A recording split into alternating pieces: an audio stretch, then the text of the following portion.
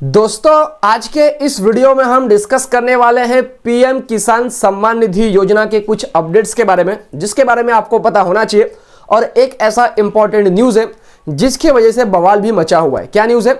तो basically news का मैं आपको एक सिंपल अभी क्रक्स बता रहा हूँ, पूरा स्टोरी आगे बताऊंगा। तो न्यूज़ ये है कि पीएम किसान सम्मान निधि योजना से तकरीबन 2 करोड़ किसान को हटा दिया गया है, जिसकी वजह से काफ़ी न्यूज़ इस तरीके के अभी आ रहे हैं। उसके पीछे क्या रीजंस है, क्या क्या है, वो सारे चीज़ों को हम अभी आगे डिस्कस करेंगे। जिन लोगों को नहीं पता है भाई कि ये पीएम किसान सम्मान निधि योजना क्या है, फटाफट हम पहला अपडेट्स जान लेते हैं।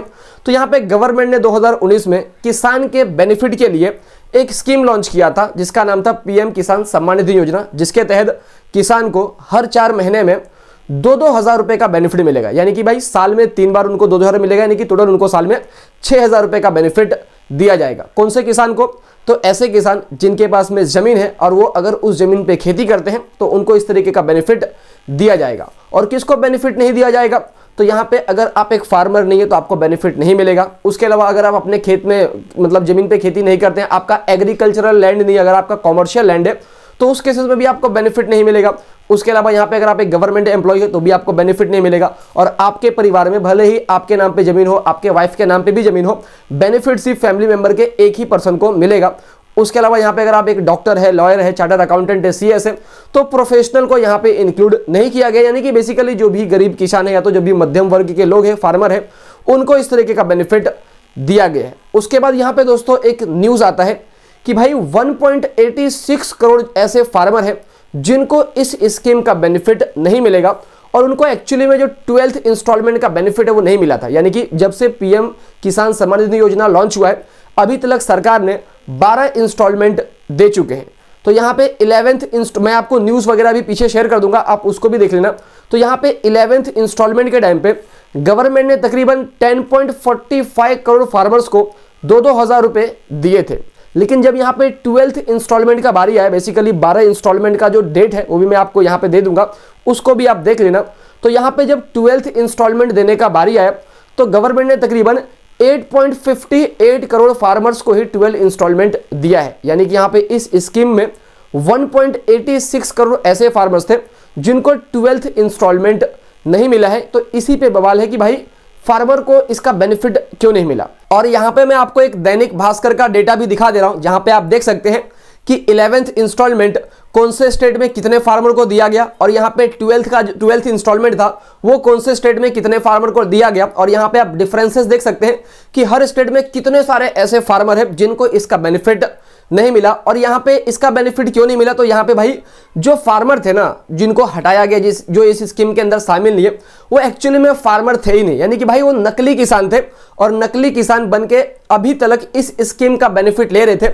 और यहाँ पे एक रिपोर्ट भी आया था कि भाई सरकार ने ऐसा कहा है कि 4,350 करोड़ रुपए ऐसे लोगों को ट्रांसफर किया गया जिनका एक्चुअली में वो फार्मर थे ही नहीं, फिर भी उनको इस स्कीम का बेनिफिट मिला। और यहाँ पे आप स्टेट वाइज भी एक पुराना डेटा है, देख सकते हैं कि कौन से स्टेट में कितने नकली फार्मर को इस स्कीम का बेनिफिट दिया गया। अब यहाँ पे क्वेश्चन आता है कि कौन कौन से किसान को इस स्कीम से बाहर किया गया है। तो इस स्कीम से उन लोगों को बाहर किया गया है जो एक्चुअली में किसान है ही नहीं या तो नकली किसान है, यानी कि जिनके पास में एग्रीकल्चरल लैंड नहीं है जहाँ पे वो खेती करते हो। ऐसे भी लोग हैं जिनके पास में जमीन नहीं है फिर भी स्कीम का बेनिफिट ले रहे थे।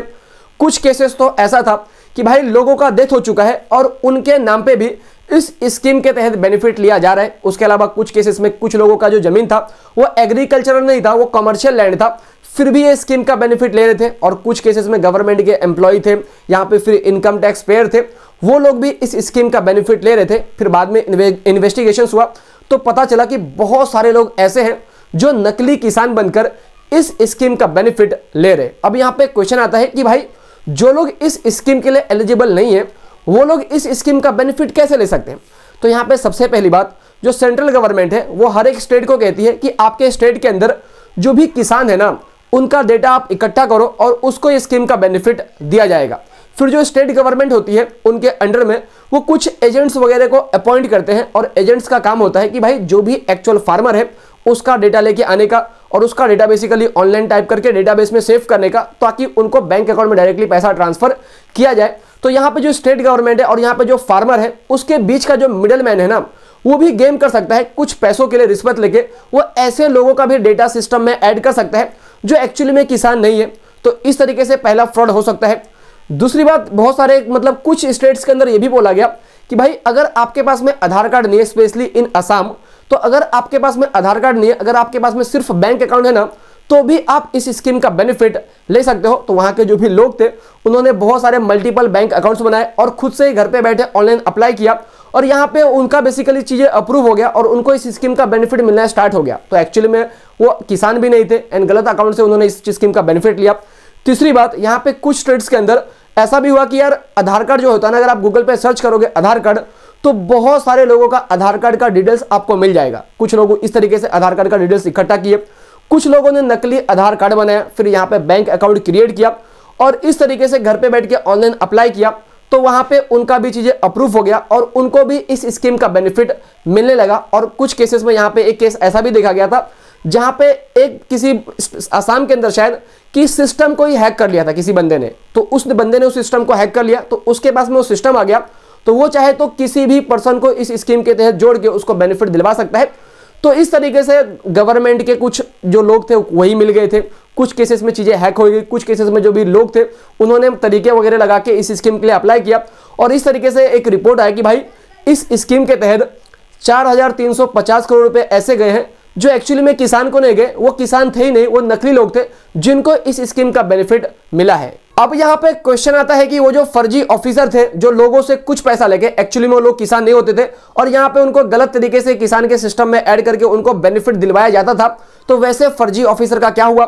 तो उसमें से कुछ लोगों को जेल हुआ और कुछ लोगों के ऊपर अभी भी इन्वेस्टिगेशन चल रहा है। लेकिन यहाँ पे गवर्नमेंट को कहीं ना कहीं समझ में आ गया था कि भाई जो इनका सिस्टम है इसके अंदर कुछ तो कमी है, जिसके वजह से जो लोग किसान नहीं है वो भी इस स्कीम के तहत जाके ऐड होते हैं और यहाँ पे बेनिफिट लेना स्टार्ट कर देते हैं। तो यहाँ पे गवर्नमेंट ने अपने इस सिस्टम को और भी स्ट्रॉन्ग किया, जहां पे उन्होंने ई-केवाईसी को कंपलसरी कर दिया। तो यहां पे ई-केवाईसी से पहले अगर 10 करोड़ किसान इस स्कीम का बेनिफिट ले रहे थे, तो यहां पे ई-केवाईसी का सिस्टम कंपलसरी करने के बाद में सिर्फ 7 से 8 करोड़ किसान ही एक्चुअली में इस स्कीम का बेनिफिट लेने लगे। तो यहां पे गवर्नमेंट को भी कहीं ना कहीं समझ में आने लगा था कि भाई अगर सिस्टम को स्ट्रॉन्ग कर रहे हैं तो जो नकली लोग हैं वो इस स्कीम से अपने आप दूर यहाँ पे भाग रहे, क्योंकि यहाँ पे भाई दूसरे का डॉक्यूमेंट, दूसरे का आधार कार्ड ऐसा कर करके लोग फ्रॉड वगैरह करके ये स्कीम का बेनिफिट ले रहे थे। तो यहाँ पे अभी होता यह है कि जो स्टेट गवर्नमेंट है उनके स्टेट में जो भी किसान है उसका जो डेटा है वो सेंट्रल गवर्नमेंट के पास में जाता है और यहाँ पे जो सेंट्रल गवर्नमेंट है वो फार्मर का डेटा इनकम टैक्स डिपार्टमेंट को देती है, ताकि देखती है कि भाई कोई ऐसा तो बंदा नहीं है जो इनकम टैक्स की कैटेगरी में आता है और इस स्कीम का बेनिफिट ले रहा है। उसके अलावा यहाँ पे जो सेंट्रल गवर्नमेंट है वो UIDAI जो आधार कार्ड का वेरिफिकेशन करती है उसको भी वो फार्मर का डेटा भेजती है कि कोई नकली आधार कार्ड के जरिए इस स्कीम के तहत बेनिफिट तो नहीं ले रहा है। उसके अलावा यहाँ पे जो सेंट्रल गवर्नमेंट है वो NPCI को भी डेटा भेजती है और देखती है कि भाई इस बंदे का जो आधार कार्ड है और बैंक अकाउंट क्या वो लिंक है। इस तरीके से अलग अलग मतलब जो सेंट्रल गवर्नमेंट है वो अलग अलग जो भी डिपार्टमेंट है उनको डेटा भेजती है फार्मर्स का और देखती है कि कहीं पे चीजें गलत तो नहीं है। तो इस तरीके से चीजों को और भी स्ट्रॉन्ग अभी किया गया है ताकि जो फ्रॉड का मतलब रेट है वो कम हो जाए, लेकिन फ्रॉड करने वाले अलग अलग तरीका ढूंढते हैं फ्रॉड करने का। अब यहाँ पे एक और क्वेश्चन आता है कि जिन लोगों ने गलत तरीके से PM स्कीम के तहत नकली किसान बनकर पैसा लिया है, अब उन लोगों का क्या होगा? तो यहाँ पे गवर्नमेंट ने बोला है कि जिन लोगों ने भी गलत तरीके से पैसा लिया है उनसे पूरा पैसा वसूला जाएगा और यहाँ पे गवर्नमेंट ने कुछ लोगों से पैसा वसूला भी है और कुछ लोगों को यहाँ पे नोटिस भी भेजा है और यहाँ पे कुछ लोगों से पैसा वसूलना बाकी है और यहाँ पे उनको नोटिस भेजना भी बाकी है और यहाँ पे कुछ लोगों ने खुद से ही गवर्नमेंट को पैसा रिफंड कर दिया। अगर आपने गलत तरीके से पैसा लिया है तो आप भी चाहे तो गवर्नमेंट को ऑनलाइन ही रिफंड कर सकते हैं, जहाँ पे सिंपली आपको pmkisan.gov.in में जाना है और वहां पे आपको रिफंड का ऑप्शन मिल जाएगा, तो वहां से आप रिफंड कर सकते हैं। इसके अलावा यहाँ पे एक और फ्रॉड चल रहा है कि यहाँ पे आपको एक कॉल आएगा कि भाई आपको PM किसान योजना का पैसा रिफंड करना है तो आपको इस अकाउंट में रिफंड कर दो। तो इस तरीके से रिफंड मत करना, नहीं तो मतलब वो गलत अकाउंट में जाएगा और यहाँ पे मतलब आपको वापस से हो सकता है वो पैसा पे करना पड़े। यहाँ पे आप सिंपली चाहे तो ऑनलाइन pmkisan.gov.in पे जाके या तो आपके एरिया के जो भी एग्रीकल्चर ऑफिसर होंगे, जो भी इंचार्ज होंगे, उनके मतलब जो भी वो बताते हैं उस तरीके से आपने पैसा रिफंड करना है। अब यहाँ पे फाइनल क्वेश्चन है कि PM किसान सम्मान निधि योजना का जो 13वां इंस्टॉलमेंट अभी मिलने वाला है वो कब मिलेगा? तो ये आपको दिसंबर के एंड तक मिल जाएगा और किन लोगों को मिलेगा? तो यहाँ पे इसके लिए आपका ई-केवाईसी होना जरूरी है, कंपलसरी है। उसके अलावा यहाँ पे आपका भू सत्यापन होना भी जरूरी है, यानी कि आपका जो भी जमीन है वो इस स्कीम के तहत लिंक होना चाहिए। आप सिंपली गूगल पे सर्च कर सकते हैं कि भाई भू सत्यापन कैसे करवाए, ई-केवाईसी कैसे करवाए, सारा इंफॉर्मेशन आपको मिल जाएगा। तो यही थी पूरी की पूरी वीडियो अच्छी लगी तो वीडियो को जरूर लाइक करना, चैनल को सब्सक्राइब करना। जय हिंद दोस्तों।